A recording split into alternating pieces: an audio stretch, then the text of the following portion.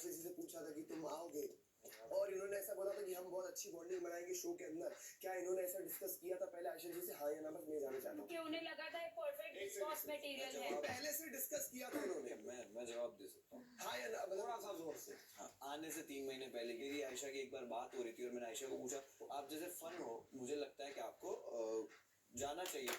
तो उन्होंने मुझसे कहा कि नहीं I don't think so। मैंने ना ही उसके बाद ना मेकर्स में से किसी को उनका नाम सजेस्ट किया, ना उसके उनके बारे में बात करी, ना ही मैंने आयशा को उसके बाद बात करी, क्योंकि उसके बाद मेरी और आयशा की बात कम आपने सजेस्ट नहीं किया। बोलना मत। 75वां दिन शाम 6:15 बजे। मुझे ये मौका कभी मिला नहीं अभी तक कि मैं अपने साइड की स्टोरी आप सभी से बोल सकूं। हमारी जब पहली बार मुलाकात हुई इनके घर पे, एक लंच पे था और हम शायरी पे कनेक्ट हुए, हम वर्ड्स जैसे भी एक्सचेंज हुए उस पे कनेक्ट हुए, और वो पूरी कॉन्वर्सेशन के साथ इन्होंने अपनी फैमिली की चीजें मुझे डिटेल में बताई। Like this was our first meeting and where he told me कि उनके मॉम के साथ कैसे क्या हुआ, पेरेंट्स के साथ जो भी हुआ, या एक्स वाइफ का situation, where he said me the story of his girlfriend और एक्स गर्लफ्रेंड जो भी है वो अभी नाजिला। और इस 3-4 घंटे के कॉन्वर्सेशन में हम दोनों ही रो रहे थे क्योंकि बहुत ही सेंसिटिव टॉपिक्स पे बात हो रही थी। और जब कॉन्वर्सेशंस उस दिशा में बढ़ती गई तब मैंने मुनव्वर से पूछा कि आई कैन फील कि ये चीज़ें किस तरफ जा रही हैं, और अगर इस तरफ ये जा रही हैं तो मैंने इनसे सवाल पूछा कि Munawar, is there anybody in your life who would be affected by knowing this? Munawar का जवाब था नो। तो मेरे दिमाग में ये क्लैरिटी थी कि इनके लाइफ में अब ऐसा कोई नहीं है जिसको मेरे यहाँ रहने से या मेरे इस रिश्ते को रखने से दिक्कत होगा। This was the thing. And then I got a call from his number. मैंने वो कॉल उठाया एंड कॉल पे मुझे ये हुआ कि I don't know who the are you, but stay away from him, I am his girlfriend. अगर ये वापस आपको कांटेक्ट करते हैं तो आप मुझे यू कैन डीएम मी, ऐसा उन्होंने बोला।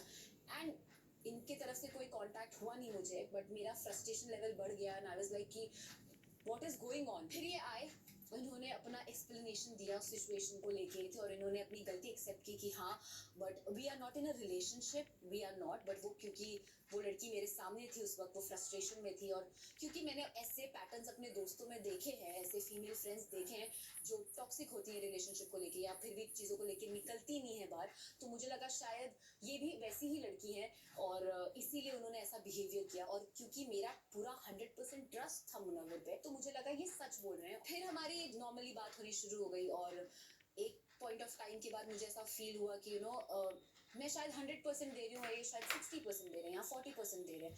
और मैं हमेशा इनसे पूछती रहती थी कि मुनव्वर, इफ आपको ये रिश्ता नहीं चाहिए तो अभी भी टाइम है, मैं इतनी इन्वॉल्व नहीं हुई हूँ, जबकि मैं हुई थी।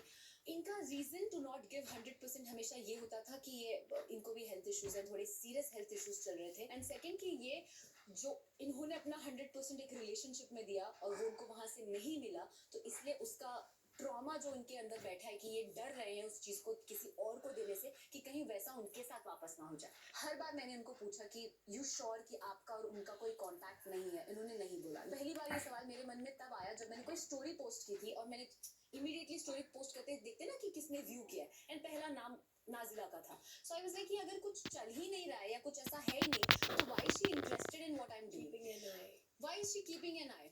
मैंने ये चीज भी इनसे एक्सप्रेस की कि Munawar, this is not healthy, क्योंकि अगर कोई लड़की किसी और लड़की पे वॉच रख रही है तो वो खुद को कहीं ना कहीं कंपेयर कर रही है कि मैंने क्या कमी दे दी जो ये लड़की दे रही है, कि ये लड़की फुलफिल कर पा रही है, कि वो उस वजह से as a female we know, इस वजह से हम वो रखते हैं नजर। ये चीज एक्सप्लेन करते हुए मैंने मुनव्वर से पूछा था कि is there something going on, क्या आप अभी भी कॉन्टैक्ट में हैं? जिसको मुनव्वर ने हमेशा डिनाई किया था।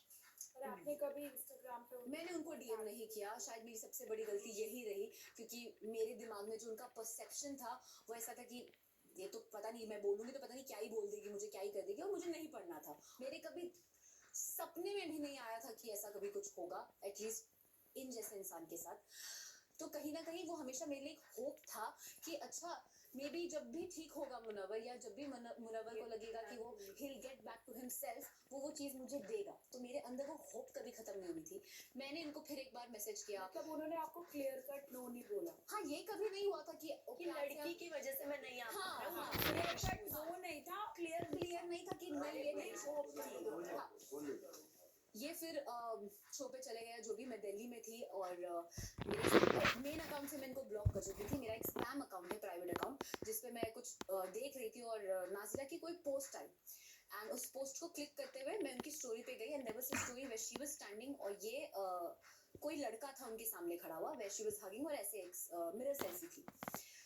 वो देखा मैंने, मुझे प्रोसेस करने को टाइम लगा कि इज दिस मुनव्वर और इज दिस समबडी एल्स, क्योंकि मैं उस वक्त तक भी ये बिलीव करना चाहती थी कि मुनव्वर फारूकी इज रियल, मुनव्वर फारूकी ने मुझसे कोई झूठ नहीं बोला है, मैं इस चीज़ को बिलीव करना चाहती थी।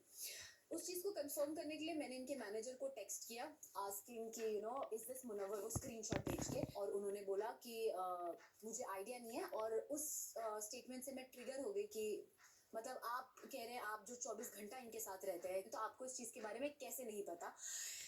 इसीलिए फिर मैंने डायरेक्ट उस वक्त सोचा कि इनफ, आई थिंक मैं ये